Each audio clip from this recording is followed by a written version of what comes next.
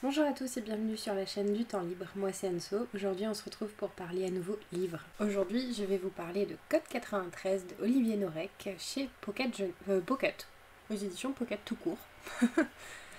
C'est pas un livre que moi je possède, c'est un livre que mon chéri possède et puis il a eu très envie que je le découvre. Et ben je crois qu'on a bien fait. Je lis pas souvent de thrillers, de policiers, ça peut m'arriver, c'est pas un genre que je déteste non plus. J'en ai certains dans ma palle, mais je les ai pas encore lus. Je ne sais pas pourquoi, me demandez pas. Ces derniers temps, je me dirige plus vers des choses moins prises de tête, où j'ai pas besoin de réfléchir. Et les thrillers, les policiers, en général, il faut réfléchir, parce qu'il faut mener l'enquête avec nos personnages. Ce que j'ai aimé, déjà, c'est qu'Olivier Norek est lui-même policier, donc en partant dans ce genre-là, il sait de quoi il parle. Ça se ressent dès le début. C'est décrit, on sait tout de suite comment marche la police française. Donc pour les novices un peu comme moi, c'est plutôt pas mal. On sent voilà, que l'auteur sait de quoi il parle. Déjà c'est important. Ça permet du coup d'ancrer en fait son récit dans la réalité et d'avoir des enquêtes plutôt réalistes qui ne partent pas dans tous les sens et on se dit pas oh, mais c'est carrément pas probable. Il y a certains romans qui sont écrits à l'américaine en fait. On se dit ah c'est tiré d'un épisode de Esprit criminel, les experts, machin. Vous voyez, là c'est crédible, tout simplement. On va suivre l'équipe de Victor Coste qui va enquêter sur un cadavre qui est retrouvé émasculé. Et en fait, ce cadavre, il va se réveiller à la morgue. Donc il y a des choses bizarres. En parallèle, Victor Coste, le nom m'a déjà échappé, va recevoir des lettres anonymes qui vont parler de certaines enquêtes. Donc au début, on ne sait pas trop dans quoi on plonge, mais on plonge. Donc je crois que c'était divisé en parties. La première partie, j'aimais bien, mais je voyais pas le rapport, je comprenais pas comment ça allait se finir. Et arrive un moment où on découvre au fur et à mesure un peu les choses et ça commence à réfléchir là-dedans. Et du coup, on arrive à deviner le pourquoi du comment. Et j'ai trouvé finalement que c'était vachement bien ficelé.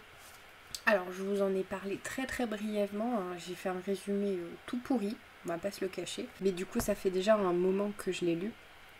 Je l'ai lu début avril je crois, ou fin mars même. Un peu au début entre guillemets du confinement. Et les rouages pour moi sont déjà plus très clairs. C'est-à-dire que moi ce que j'ai retenu forcément c'est la finalité de cette enquête. Mais le début et les moyens d'y arriver me sont un peu échappés à l'heure actuelle. D'où le résumé très approximatif, voire très très nul. Par contre, c'était très, très bien écrit.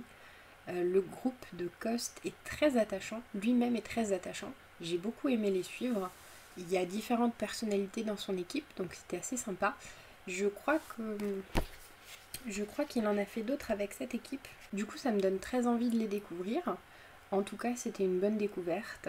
J'ai aimé finalement les connexions qui se font petit à petit. On se rend compte que oui, ok, il parlait de ça tout à l'heure parce que il se passe ça et il va sûrement se passer ça. Voilà, vous voyez un peu le genre. Finalement, j'ai mené un peu l'enquête avec Coste et son équipe. Et finalement, je me suis prise au jeu. Il y avait un moment, je pouvais plus le lâcher. Et je l'ai fini, il était genre 4h30 du matin. Parce qu'il me restait une centaine de pages à lire, j'étais déjà fatiguée, j'étais comme ça. Mais je voulais absolument le terminer. Donc j'ai poursuivi, je voulais avoir le fin mot de l'histoire. Et il était finalement 4h30, je pense. 4h30 du matin quand je l'ai terminé. Et je dois dire que j'avais vu juste sur une bonne partie.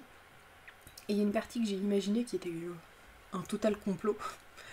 Et du coup, ce qui était drôle, c'est que comme mon chéri l'avait déjà lu, il me demandait régulièrement où j'en suis, ce que j'en pense et qu'est-ce qui va se passer.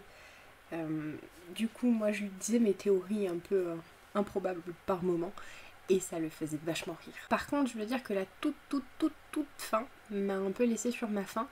J'ai pas compris pourquoi on s'arrêtait là, c'est-à-dire que on ne sait pas ce qui se passe ensuite. Je trouvais ça un peu dommage. Donc, malgré le début assez lent à mes yeux, où j'ai eu tellement de mal à comprendre où voulait nous mener l'auteur, hein, donc la première partie, ça c'est très très bien fini. J'ai vraiment adoré Code 93 et il me tarde de découvrir d'autres enquêtes de Victor Coste et de son équipe. Je vous conseille du coup ce roman si vous avez envie d'un thriller policier français écrit par un policier. Donc si vous avez envie de réalité et pas de vous retrouver dans un épisode de série américaine, je vous le conseille. Voilà, sur ce la vidéo est terminée, je vous remercie de l'avoir regardée même si j'ai eu des points un peu brouillons. Je vous dis à bientôt pour une prochaine vidéo. Bye!